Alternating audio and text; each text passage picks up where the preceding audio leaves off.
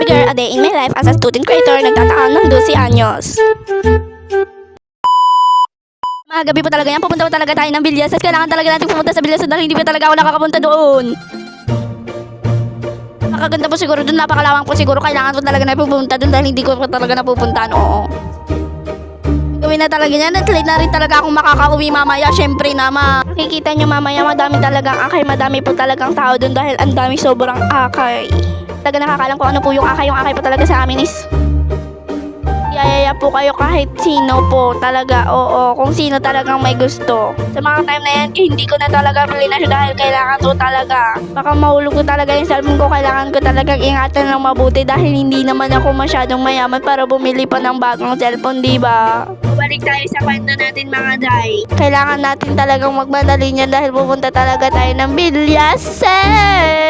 Over naman. Mga hindi po talaga nakakalam, dinodoktrinahan po talaga ako ng Iglesia ni Cristo. Oo, syempre. Stop talaga kami dyan mga dahil lumabas po talaga yung aming ministro. Kailangan po talaga niyang lumabas. Oo, syempre may tinignan po kasi. Dami talagang tao sa likod. Hindi ko na talaga na videoan yung tao dun sa likod talaga naman.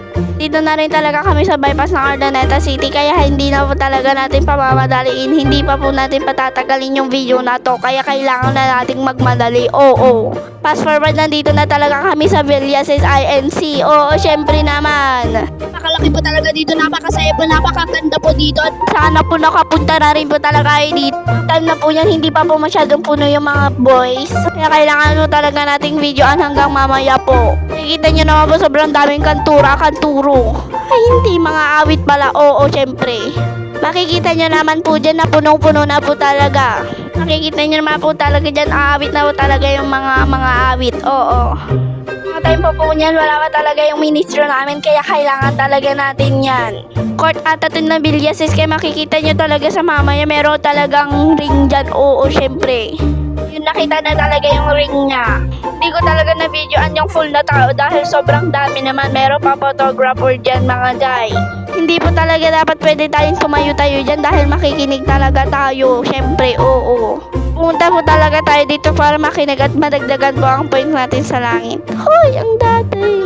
Kailangan to talagang makinig tayo ng mabuti para po makapag-points tayo sa langit. Kailangan talaga niyan. By the way po, dapat po 11 talaga ako dodoktrinahan kaso ngayong 12 lang talaga kasi bawal pa po talaga daw.